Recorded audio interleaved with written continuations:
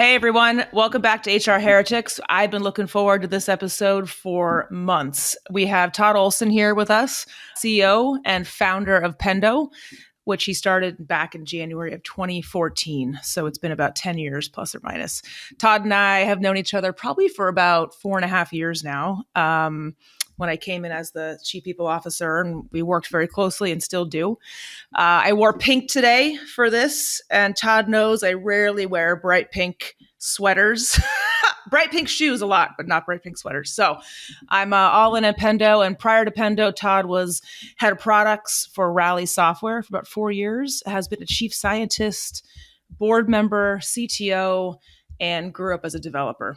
So we are really stoked about this chat, and he's probably one of the most personable, passionate, and charismatic leaders I've ever worked with. So this will be a good one. So Todd, I'd love to hear just your journey. I mean, you have been a developer, a scientist, a technical product guru. You wrote a book on it that has been, well sold. Did you ever think you'd become a CEO? Did that ever play into your mind, or did it start with the thing?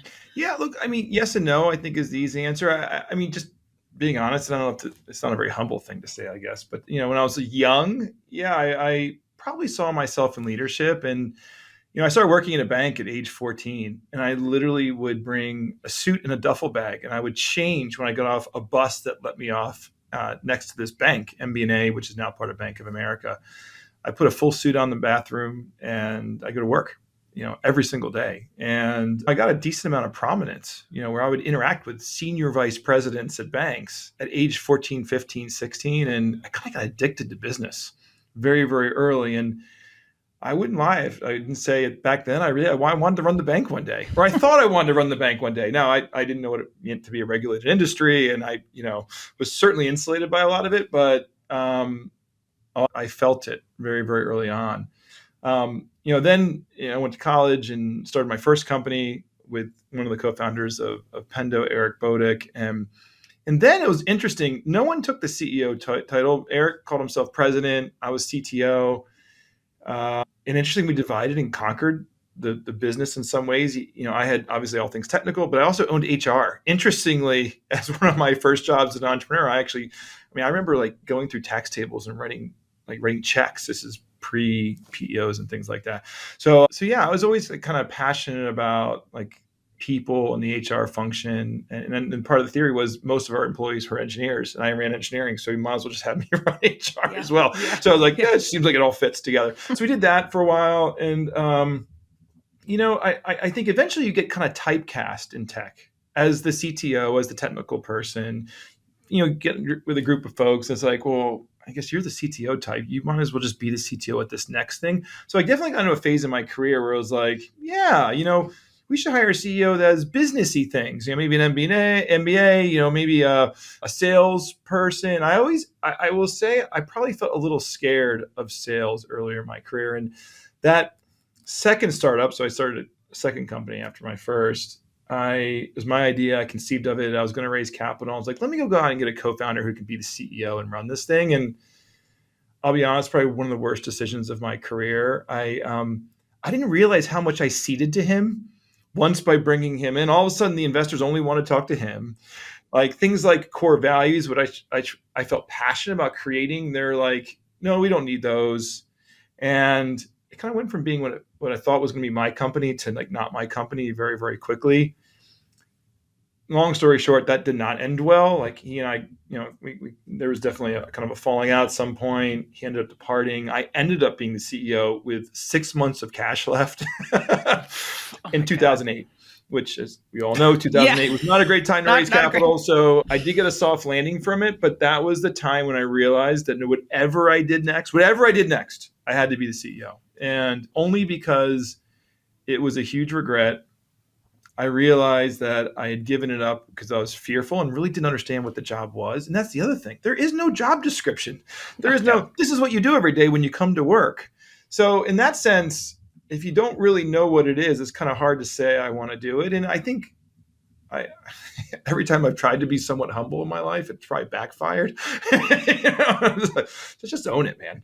Like if you want to go do it. And I think that's kind of how we started Pendo. I was very direct and honest with my co-founders, like, we're going to do this, and this is what I like to do, and this is what I like my role to be. And whether I'm a builder or not, I'm still going to have this role. So that's kind of how we got in here. Yeah. And you mentioned co-founders. So I don't think I've ever asked a CEO founder this since we started the show. And I'd love your take on it, Todd, because I've worked in all my venture companies. It hasn't been one founder CEO.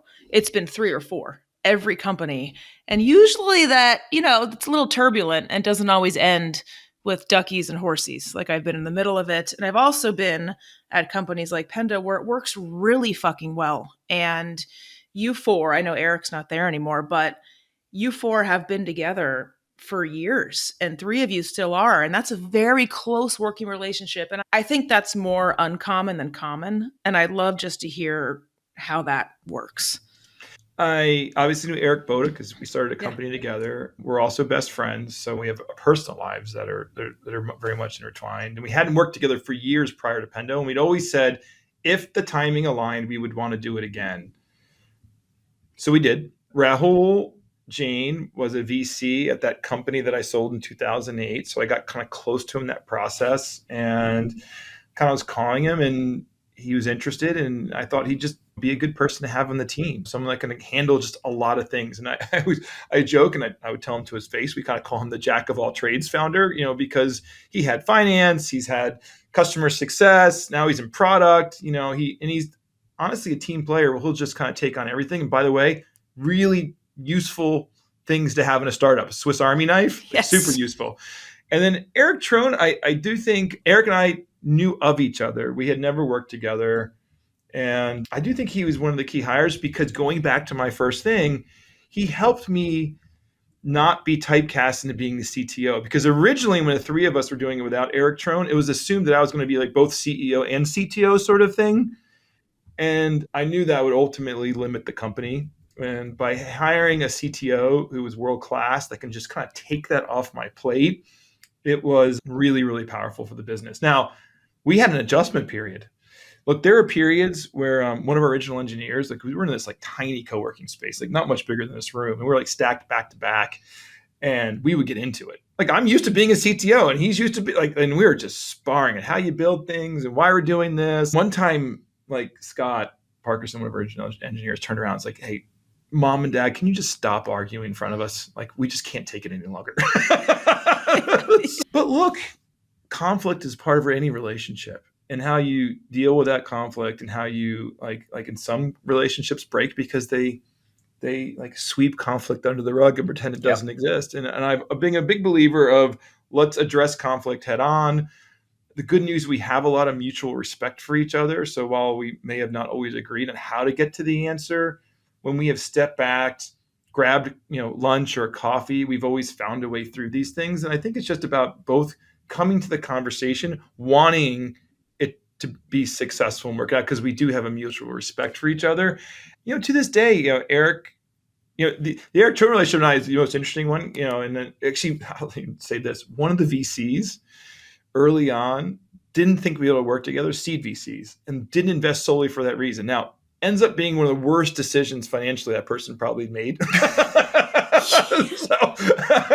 Wow.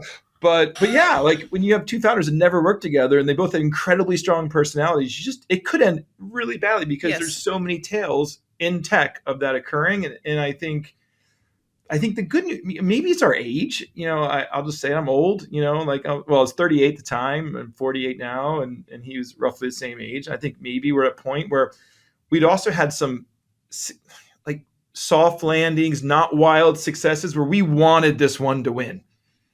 When you have a chip on your shoulder and you want to win and you feel like you just got to work through some things, like you're going to work through them. And I think we have. And a great relationship today. I think it's key to our success. Absolutely. I want to touch on the relationship aspect and how that has changed as you've built your exec team. So the Jeff Bezos quote that I love, there's always disagreement, especially at the exec level. And I love the quote of ultimately you're going to debate, but then you have to get on board and go. And his quote is will you gamble with me? How do you think about pulling the CEO card versus trusting your exec team or even your co-founders to make decisions? Wow, that it is honestly one of the hardest things, and I'll share another quote that I think about a lot that's aligned with that. Is I read a quote from Ben Horowitz once that said that if all you do as a CEO is always agree with your leadership team, what value do you have in the room? Which, wow, that's a powerful quote. And like you hire all these high-powered people, and you obviously they want to be listened to and respected, but like when do you take that CEO card? And I'll tell you a handful of examples. One, I'm a big in-person person. And anyone who knows me, I've gone on record many times. I do not believe in remote work really at all. I love being in the office. It's huge for me. And post-COVID, we were trying to figure out a way to come back. And I had a lot of people that told me no to a lot of things. First one, user conference. Oh, we shouldn't hold a user conference, but people won't fly to Raleigh. And we held it in Raleigh, folks. Like you have to get on a plane pretty much. Most of our customers are not here. So we rented an outdoor venue and I just made the decision. It was like, we are doing it. And we're doing it this year, and it's going to be outdoors, and this is what it's going to be. And I think that really helped the team. Next big decision, company kickoff. We bring everyone to Raleigh again, fly everyone in. It is like $1.5 million spend. And I can tell you, like our CFO did not want that to happen. And she is a tough human being, and smart. Like, and we have a great relationship. Yep. But look, what's the ROI of that? Like getting to get, like, trust me, there's no spreadsheet that tells you that's like a good ROI. But there's instinct and gut. Like we needed to get together. We hadn't gotten together in years, it felt like. So I made that decision. And so that's another one where I sort of overruled my team. Like Rahul, like I have a co-founder and my CFO saying we shouldn't do it. And I just made the call. And I will say once I made it, everyone got on board. And then, all three, they're very similar examples. And RTO is another one, return to office, where there's no question I've been more active in those conversations than normal because I feel it's absolutely critical to the future success of our business. And I'll take that bet every day. So I think those are areas where I can tell you, Nolan, my mode for this is I listen a lot. Bezos also said recently in a podcast that he likes to talk last in a meeting, and I'm not always that disciplined, but it's good advice, by the way. But in those, I probably did speak last, and it honestly, I was probably boiling from within. And I realized if I'm boiling from within, me suppressing it is ultimately bad for the company. Like if you just have like an angry Todd walking around that just like hates the decisions being made, and like you do not want that Todd showing up at your office. And I realized, and it doesn't happen a lot. So like it really doesn't. It doesn't happen every day. It doesn't happen every week. But it happened on those topics. And I realized if I'm not being true to myself, like ultimately the company will fail or needs a different leader. And I still think I'm probably the best leader for the company at this point. Yeah. You mentioned Nolan's question, the CEO card, and every example you said, Todd, wasn't like a technical product decision. It wasn't even a go-to-market decision. Those decisions have to do with how the ship is architected, how it's sailing, where it's going, and the people on the ship. Like those are all cultural. Like I think that was probably Nolan's secret point in asking is these aren't hard black and white decisions. These are very instinctual, culture-based decisions. And I think that leads me to a question for you, which I haven't seen a lot either, especially in technical CEO founders I've worked with over the years, a very human element. Like you carry a very human element with, we get spicy Todd and we get anger. Yeah, but that's normal. But especially in times of high stress, you can surprise everyone with amazing levels of perspective, calm, humor. Like, how do you, like, what is that? Because I haven't seen that blend. I've seen engineering based robot CEOs that don't have that. And I've always told you this, you have a unique blend of both. And I just want to know where that came from. Look, I think all of this is probably learned behavior.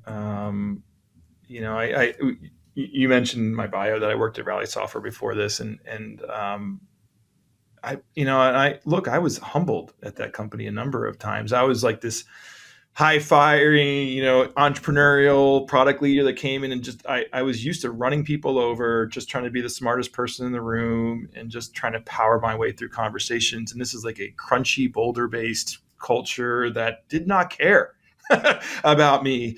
And I was acquired in, and, a number of people took me aside and, told me I had to act differently. I had to build relationships. I had to, even if I didn't necessarily respect every person in the room, I sort of had to find a way to get these people on my side.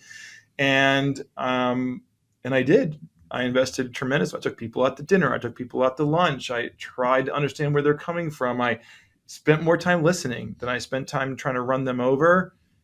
And ultimately, it led to more success. And what I realized is that to be successful at different cultures, you need to adapt your style. You can still be successful in a lot of different places and still sort of have the impact that you want, but you may need to do it differently. And when I started Pendo, I fortunately I have both. I still have the ability to come into the room and if I want to have a more sort of top down or more aggressive, I'm still hard charging and very intense and things like that, but I want to bring people along and I want to listen. I want to understand like what's holding people back from being on my side and how do I galvanize them and get them on my side to do it? Because if they really believe in it, and in some ways, if they think it's their idea, even partially their idea, they're gonna be more passionate about it. You're gonna get more out of them. You're ultimately more successful in achieving your outcome. And I think I've learned a lot also over the years to take feedback. I was not good at taking feedback when I was young and defensive immediately, and I had invested a ton in like trying to be good about just ingesting it first, not reacting to it, sleeping on it. I think that's made me obviously a better leader. Honestly, being a better partner and spouse, I think all these things, yeah, look, I have the benefit of being married now my third time, maybe I'm trying to get it right this time. I think, our personal lives, I've got 6 children, all of which humble me all the time. I think those personal things also have kind of adjusted the way I approach everything in life. Hey, everyone. We'll be right back in a moment after a word from our sponsors. Here's a crazy stat. Between hybrid and frontline employees, about 80% don't typically work in an office. So it's no surprise that digitally engaging employees is the #1 concern for CEOs as companies go hybrid. But as hybrid is quickly becoming the norm, it's easy for workplaces to start feeling a little less human. Yet delighting a digital workforce is possible, and it can even be, dare we say, fun. That's where Workvivo, Zoom's employee experience platform, comes in. If you've ever recoiled at the thought of a static intranet that looks like something you built in 1995 using MS Paint, have no fear. Workvivo is a dynamic, intuitive, accessible, and mobile-first tool. People actually like using it, which is why companies like Ryanair, Dollar General, Virgin, and more have rolled it out to hundreds of thousands of employees. Workvivo's activity feeds, spaces, shoutouts, and live streams, among other features, help elevate the employee experience like never before. The result? Dramatically better retention, productivity, and most importantly, connectedness. A greater sense of the belonging we all crave at work, whether we sit at a desk or drive a truck. Make Workvivo the digital heart of your organization and achieve limitless human connection. Head to workvivo.com to book a demo and make sure you tell them that Nolan and Kelli from HR Heretics sent you.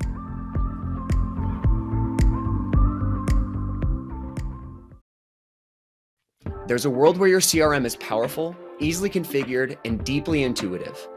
Attio makes that a reality. Attio is a radically new CRM built specifically for the new era of companies. It's flexible, easily configures to your unique data structures, works for any go-to-market motion from self-serve to sales-led. Attio automatically enriches your contacts, syncs your emails and calendar, lets you create powerful reports, and quickly build Zapier-style automations. The next era of companies deserves more than a one-size-fits-all CRM with an outdated UX. Join 11 labs, replicate, modal, and more. Try Attio instantly at attio.com. That's ATTIO.com and tell them Nolan and Kelli from HR Heretics sent you. So Todd, that's a contrarian point of view from the CEOs that are lionized in Silicon Valley. Like Elon doesn't listen to fucking anybody. Steve Jobs, like, you get these archetypes, CEOs that are just like, it's my way or the highway, like get on board or get the fuck off the ship. And you're saying the thing that I think that actually employees really want, which is one of the things. I met a number of your folks on your exec team, and you have extreme followership. And I think this is like one of the secret sauces as to like why you have it. So how do you practice that? Like, how does it actually show up? Especially if you're hearing feedback from an exec, because it's like, that's a dangerous game for the exec. Cause I've seen it in other companies to where the exec team is afraid to talk to the CEO and they're worried about self-preservation. And so how do you think about like creating that culture, and what does it actually look like in practice? Look, I think there's a lot of power in being vulnerable. And when I tried to, and on several occasions, like open meetings, open discussions, even open one-on-ones, like being vulnerable first. Like if I am vulnerable first and I like open that door, it creates an opportunity for someone to walk into it. Now, if I come on guard and I come in defensive, no one's coming close to that door. But if I think that's the biggest thing, is opening that door and making it acceptable to do so. Now, I'll comment on this to your question though. So I think I read Elon's biography, and I don't know him personally, but really interesting. A lot of what he does actually resonated a lot with me. Like I feel like there are consistencies, like setting a really high bar, challenging people to think bigger and differently. I think those are the amazing qualities of Elon, and I think a lot about that. And I push people a ton here. Like if they give me one number, I'm wanting like double. And so I am similar to that. I'm going to push the heck out of you and strive for more.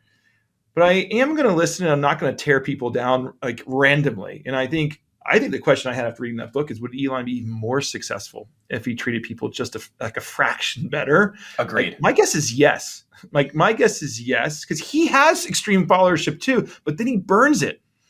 So like people see the great in him, and all he has to do is give them a little thing back, and he does it. And I just wonder what is the world missing out on because he doesn't do that? That's the question I had after finishing that book. Probably a lot. He'd be at Mars by now. There's such an opportunity cost lost on that. Like, yes, they get what they want, stick approach, but it's all transactional. It's probably, I get paid a lot to get abused by Elon, and I'm, making a lot of money, but there's no heart. It's expendable assets. And I will tell you, Pendo is probably like the company I've worked at with the biggest heart, Nolan. Like people are there for each other. I've never heard seen it from multiple people, Kelli. I've never seen anything like it. And that is the difference. You don't hear it in Silicon Valley very often. Like, and it's, it's kind of like different strokes for different folks kind of a thing. Because like the people who do work for Elon are kind of built out of that cloth. But like, you, JR, I've met the CFO before, like you guys are like real humans. And it's like, I'm drawn to that. And I think it has a magnetic effect to other people like you guys. Yes. And I think early generations now, I think this is becoming more and more table stakes. I don't think people are going to put up with how it was as much. I think people are, and maybe they will, but they will lean in first, and they will seek out organizations first where there's that Pendo feeling, if you will, versus something just not as great. And we need to make sure we don't, like, the problem is how we talk about it. Cause like sometimes people, they associate like this kind of culture with being passive or not wanting to win or not Fluffy. Being a market leader. And no, trust me, I want to win. Yeah. Like every day I wake up, put on my Pendo t-shirt, and I want to go dominate the world. And we have a team that wants to dominate, but we can do it with heart and love and caring about each other at the same time. Like you don't have to sacrifice. You can have both. And I think that's the story we need to tell more. Like we can win behaving in this way. Yeah. Yep. Yeah. I know yeah, go ahead, Nolan. I actually want to take the culture aspect and now move it into hiring. You guys are, how many employees now, Todd? Roughly 800. Okay. So almost 1,000 employees. You've been in business for 10 years, raised a lot of money, have a very high valuation. Talk to me a bit about how your views on hiring has changed and how in the weeds are you in hiring? Yeah. Yeah. I mean, look, historically, incredibly in the weeds would be like the short answer of it. And Kelli will know this, but until she got here and JR got here, I interviewed every single employee. And that probably took us through almost 500 employees. So I did two things. I interviewed every single employee. Then I did a one-on-one, like a 90-day check-in after their first 90 days to just see like, hey, has the experience been as you expected? What's different? Like what's successful or not? So that's just like it's an incredible portion of my day, especially near the end. But it was, yeah, I was intimately involved in pretty much every hire. Now I will say there was a point where, and this is where like the relationship with Eric Trone was so important, the CTO, is that we did get to a point where it was him or me on engineering hires. And because what we found basically it's a calibration exercise. If he likes someone, I like someone. And it got to a point where it was like 100% calibration.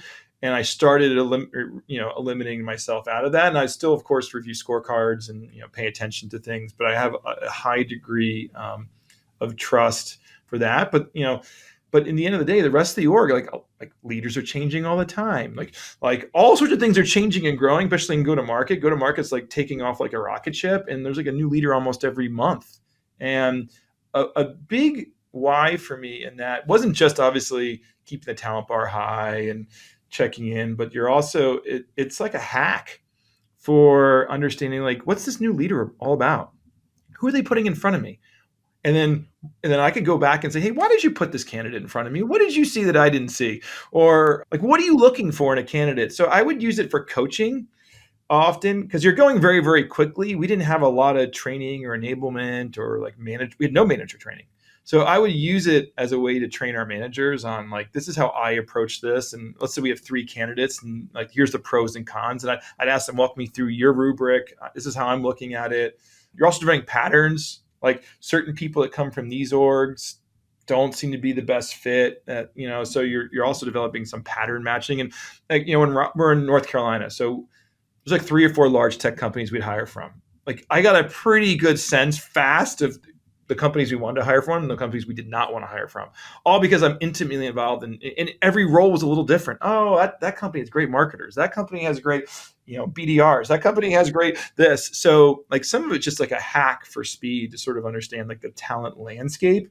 So that was a big piece of it. Now fast forward to today, I basically approve every offer. I interview certainly every VP and above and some directors and above for certain roles. And I like being involved. If it's an emerging market or a new role, I'm often involved. And look, I read every scorecard. I don't do it a lot. I mean, it's very, very, very rare, but I did decline an offer this week. So, and it was interesting. Like the scorecard is perfectly filled out, everything having, but I read them and it's like, ask the person why they wanted to join Pendo. And the first one was, seems like a cool software company, wants to be in software. And then like you're reading this, and you read like had done no research in the company, didn't have a sense of our values, didn't have passion around our market and space. Like, no. Like, and that's one of the interesting shifts in hiring we saw. In the early days, people want to come here because of the mission, the vision, and like they believed in it. Then you get a big valuation put on you, and you get more visibility, and all of a sudden people just want to be at a hot company. Yep. And you get a lot of those people.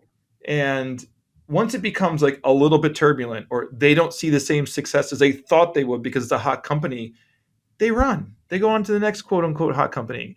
And like so understanding the why of the candidate, I think is incredibly important. So I just decline that one and go find someone who actually wants to be here. It's a really basic thing. And I'm not trying to make a point always, but every once in a while it's sort of helpful to make a point. For those listening, Todd, founders, HR, other business leaders we have in the audience that might want to start doing this at earlier stages, interviewing everyone, is there any go-tos? What do you scratch at? Any questions if you're talking to a senior SDR? Like, what do you talk to these people about? What do you ask them and look for? I mean, look, I think obviously if they have a career, you're looking for like job happiness and things like that. That's one of the classic things pretty much every CEO is going to look at and care about. And they just have to have good stories around it, like just good stories. Like there's going to be things that don't work out, but I want to really go through it and dig deep. Ultimately, I'm looking for someone with a little bit of grit.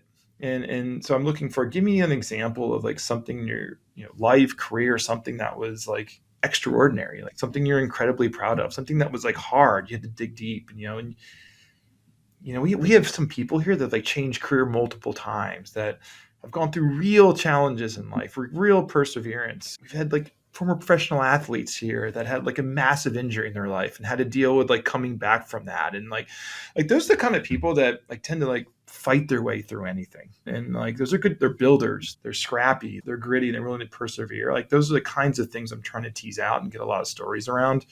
It's less just like, oh, you're a snowflake, you must be amazing. Yeah. Totally. And that's one of the other things. Like, there are some companies out there in the world that have incredible product market fit. And you could be a bozo and be at that company and put up massive numbers and be super successful, and like, but you're still a bozo. So then you come here and it's like, wow, this is hard. Well, yeah, it's hard. Yeah, like, we're not printing money and we don't work on the AdWords team, which like, you just hit a button, all of a sudden cash shows up. So like yeah, it's different, and yeah. So I think knowing that and kind of understanding what they did at specific companies and what their contribution was and what was hard. I mean, I think that's what I'm always looking for. Yeah. I think that's so unique. We were talking to Peterson, remember Nolan, a few weeks ago, and they were running Boolean searches with people that have been chess champions as like an input to searches with these unique skill sets and ways of looking at problems in life. So interesting. I want to take a beat. Actually, this one's for you, Kelly. So like, I was talking to a friend 2 weeks ago. She's at a public company. She leads the recruiting team there. And she was complaining to me that the CEO wants to review every offer. And her take was, oh, he's like all up my ass and like, doesn't trust me. And my response back was like, what else do you want him to do? Like, that feels like the most important thing that he could have an input on. And so, Kelly, you work at Pendo, right? Todd's reviewing offers. He just rejected an offer last week. How do you feel about that? Yeah, well, I'm going to go ahead and channel and shout out JR, right? Because when I started, I was a CPO. Recruiting was like one piece of like 20 fucking pie pieces, even though we were hiring like 600 people net. So it was a big piece. But I congratulate her because she could have responded like that. And do you know what she told the recruiting team and we told the whole people team? You think this is a bad thing? Yeah. Like, what? The people function and the force we are in this company is one of the most important things in Todd's mind. It could be the 180. You didn't even know what ATS you're fucking using, let alone looking at who we're bringing in to this company. And so off the bat, Nolan, I mean, I credit her again. She celebrated that. And I think it's a great thing now. And also I would say, people respond like that. The first thing people do when they kind of want to push people away is they get scared, right? They get scared that like their house is in order, people are looking. And Todd's a guy. It's like, if I don't trust something and it's not going well, I'm going to dig in harder. So like, if you have your stuff together and you feel great about your process, I invite everyone in, right? It's just nothing but helpful. The only thing I will say is at scale, it can become a bottleneck. It can become hard when you've got, I don't know, again, 600 net hires a year. It can become a lot. So, but I don't think a CEO should not be involved. There's like, look at like the DUI checkpoints. They don't test every car. They test 3 of 10 that go through. So I applaud a sampling, which I think you can get the same effect as, right, the time it takes to do every single. I also think what Todd's saying though, is he's willing to make the trade-off of moving slower so he can actually like peek in and see what's going on. Is that right, Todd? Yeah. I mean, this is the classic thing. Everyone knows this. It's like the classic adage in Silicon Valley: hire slow, fire fast, right? Everyone says that. So few companies do it. Nobody They're in a rush it. to hire. And Nobody then does someone's it like on a performance plan. Then we like, oh, pip it once, pip it twice. Now it's 2 quarters, 3 quarters. Like, well, I did a little bit better. Like, no, we ignore this advice constantly as an industry. And I had a deck in front of me to question whether I should interview a candidate or not. And one of the cons was tax on Todd's time. And all I said to the person was, if we get this hire wrong, do you realize the tax on my time would be like 100 times more than an interview? Like 100 times. Serious. This is one of these roles where like, I know if it went bad, like it'd have been like highly stressful for me and take like probably hours and hours and hours and hours out of my time. So like, whoo, no, I'll definitely. Not to mention the dollars, right? The dollars and getting hours. boom, boom, boom.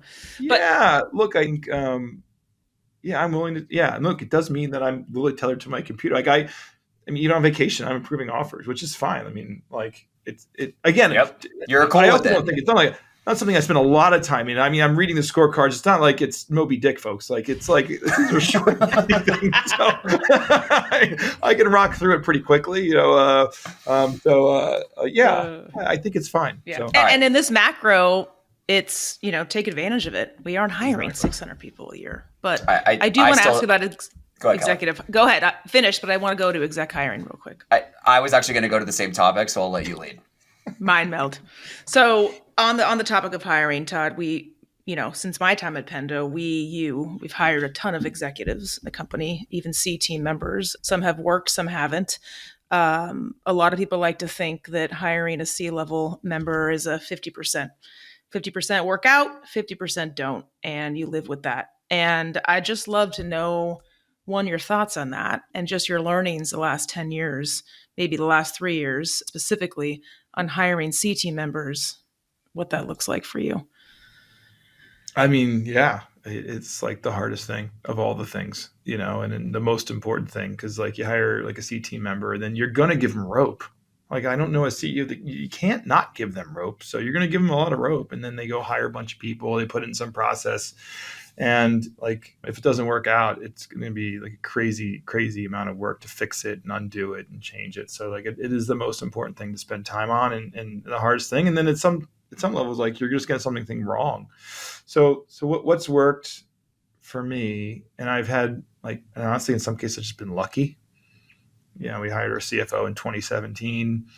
She's amazing. She's still with us. And I mean, honestly, got lucky. I think I know what I was looking for. I think the general conventional wisdom in our businesses is you look at kind of where you are and where you want to go, and you try to hire someone that's kind of like seen that, been there, done that. So it's like 10 to 100 or 50 to 100, or it's 100 to 500.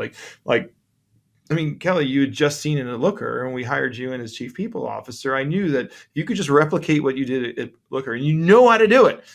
You're going to bring in playbooks. You're going to bring in people. You're going to and you just prove that you can do it. And then the other thing about like a Looker, it's actually a very good example here, is I knew the CEO. I mean, not super well, we're not like best friends, but I knew the CEO. I knew the investors. I knew culturally the companies were similar in a way that I felt confident that like there was and look, it's not like in the heart of Silicon Valley. It's it's on the coast. It's like a little bit hippie and different. And I think that made it. I knew that it's going to be more like a little more authentic, a little more like real, like real people. And I thought that would just be a good fit. So that's an example where I got it right, obviously.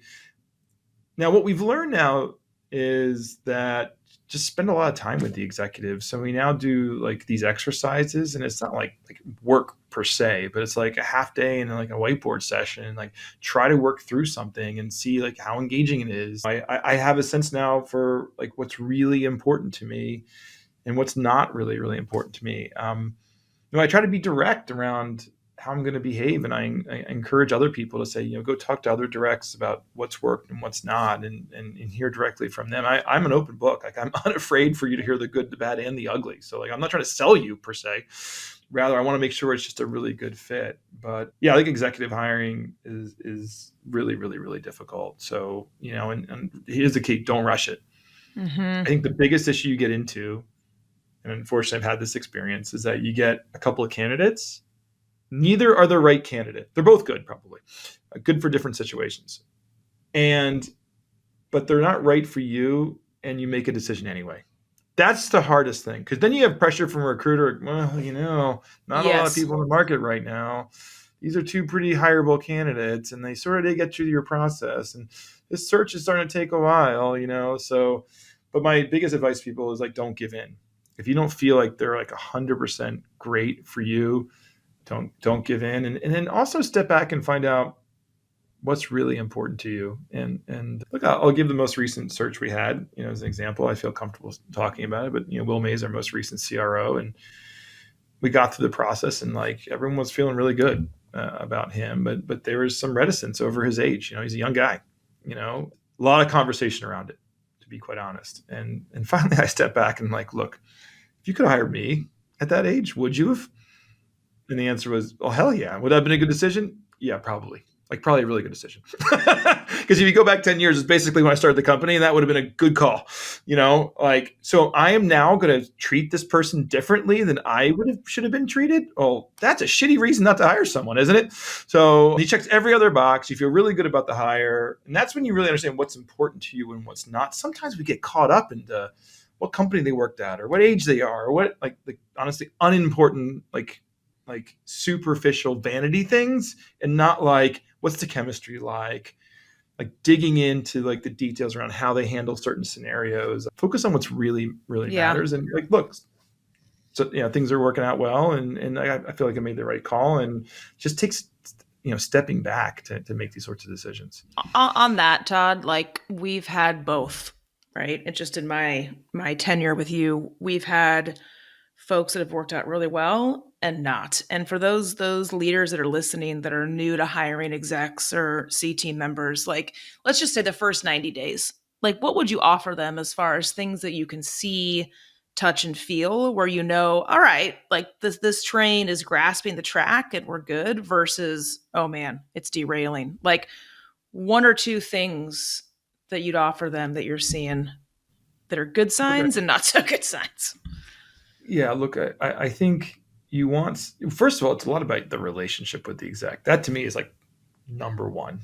How is this person interacting with you? And there's two types of people. There's I'm going to lock arms with you, and I want to onboard together, and I want to learn how to be successful at Pendo. And I'm going to talk to you as much as I can, and I'm going to share you what I'm learning and what you're learning, and we're going to work together through this. And there's other people that are I've got this, leave me alone.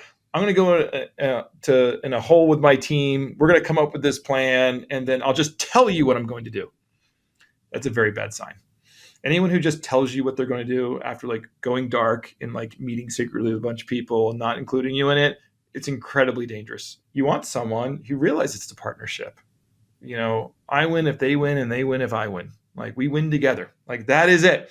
So I think so often execs are they feel like there's some expectation on them that they know everything that's going on. They can just come in and they'll just take it off my plate. No, I want to be on the bus with you. And so I think bringing you along and having really open dialogue back and forth is really, really good. I mean, another good example is when the JR example of coming in and you came in, it's look, in order to hit our plan, we need to do referral bonuses. I don't believe in referral bonuses. We never had them. It's I need this. Now look, this is someone within their first 90 days telling me something I simply do not believe in is necessary to hit my goal.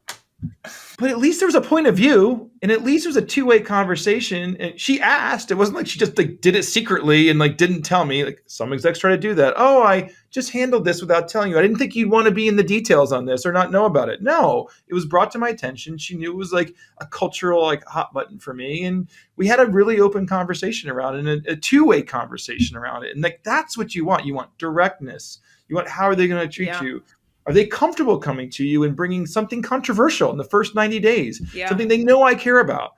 Because invariably there's going to be something here that is from the past that people think may be sacred to me, that their comfort of coming to me and having that direct conversation, it's going to matter a lot. So how direct and comfortable are they with me?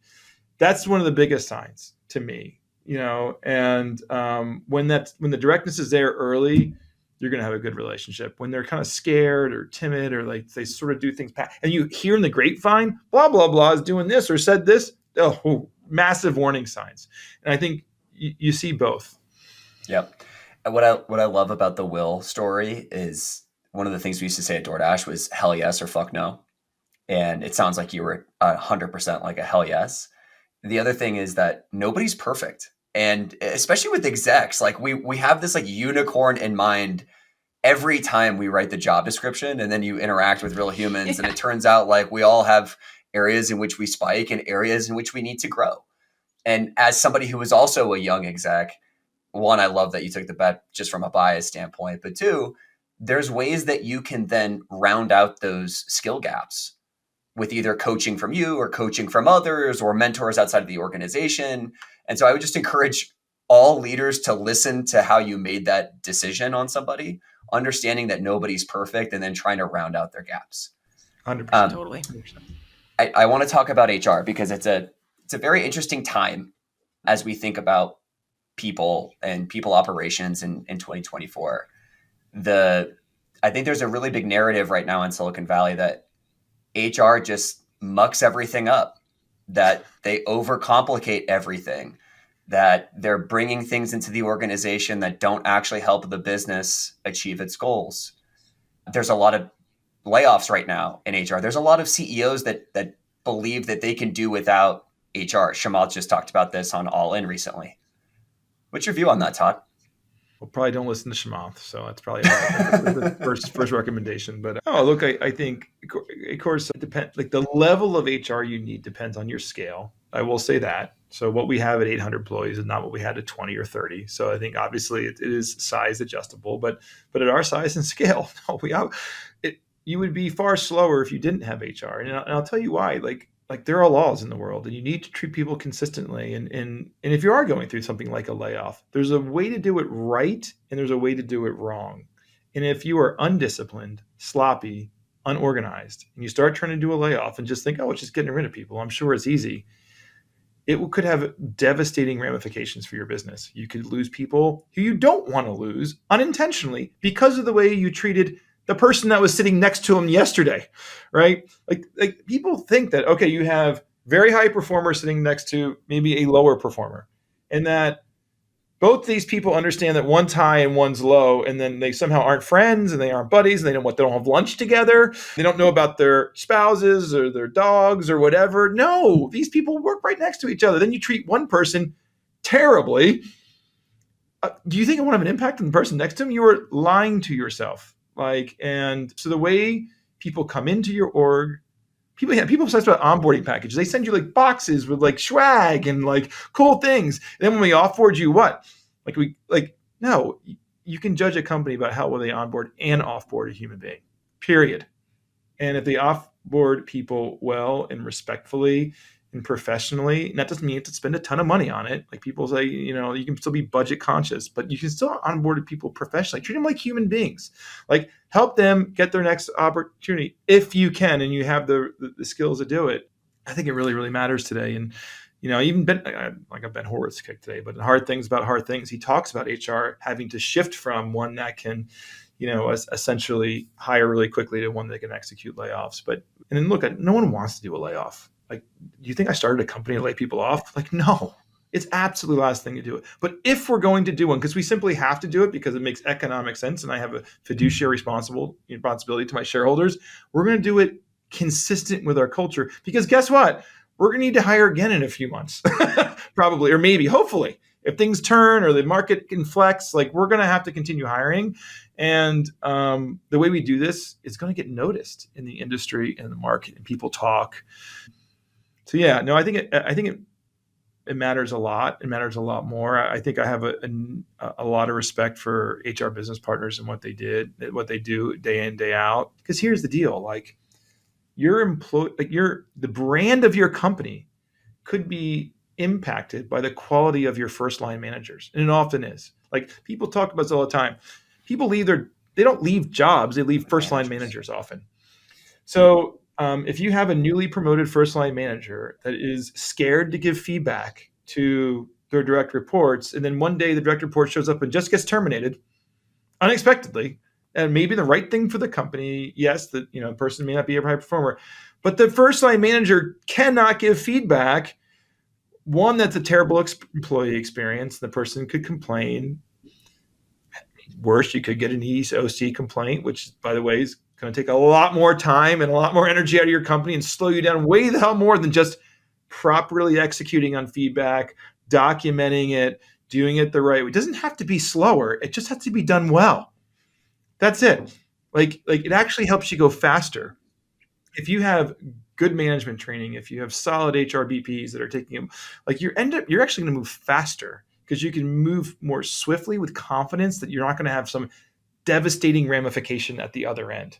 And I think that's how I think about it. And I think we've been good here, like actually quite good. Are we perfect? No, I don't think any company's perfect. And when you have a lot of frontline managers, yes, we're working with all of them and we're going to make all of them as good as we can. But like, you have folks at different levels in their learning journey. But I think that to me is like where the rubber hits the road. It's right there. And HR is critical to kind of help you get all those frontline managers where you want them to. I've had probably dozens of conversations over the last 5, 6, 7 years with founder CEOs, specifically Todd, that ask me, hey, I'm hiring a head of people, chief people officer for the first or maybe second time because the first one was not the right hire. Like, what do I ask? How do I tell it's the right HR person? Because, you guys aren't thinking about HR people 10 years ago when you started this company. And they really want to know, like, besides the nuts and bolts of the usual shit, like, how do I know I'm getting the right HR leader? Like, what have you learned? Maybe how would you interview differently tomorrow versus 5 years ago? If you were HR leader for you specifically. Correct. Look, I think, go back to what I said. I interviewed every person up to 500 that I met with every single employee after the first 90 days. Think about that. Think about how much time that was. And why did I do that? Well, obviously I knew people were important. And I felt like I wasn't getting a pulse at the time without me personally doing it. So what's a great HR leader is giving me that pulse without me doing all of that work, and or helping direct me on where I should be spending my time. Because it probably shouldn't go from every employee to zero. That's probably too much of a Band-Aid rip, but you want someone that can still get that pulse check of like, where are my hot spots in the org? Because that's what I'm looking for. Oh, I got a hot spot over here. Maybe that's an area where I need to pay a little more attention to. Or I need to start looking at that management chain and figuring out what's going on. Or I need to ask my direct in that next one-on-one, like, what's going on over here? Like, just help me out. Like, something smells a little off. Like, that's what I'm looking for out of an HR leader. And ultimately, it's where people are having are driving impact for our business. I think the other thing you want is a leader that comes in that is a true C-team member. They're not just a G&A function, that's a support function. They have a point of view. They have a goal for the year. Like you want one that's coming in that's doing their own QBRs, that's having their own kind of OKRs for the year and for the quarter, and like, this is our vision for the year for the people of Pendo. And here's how we're breaking it down quarter by quarter. And just like you'd expect out of a product leader or a sales leader, I think you need to be holding your HR leaders to the same standards you hold every single other executive on your C team too. I think that's the key. I think often people are just like, please hire everyone and just make sure everyone's happy. Like that. Like if that's how you're relegating it, as not a true business executive, like that to me is where that difference is. And I think that's what I'm hiring for now. I want someone who's sitting at the table. Like I want to go tackle international. Like what's our strategy for either a combination of employee branding and talent acquisition internationally? How are we thinking about it, right? I want this new product area. Like AI is hot.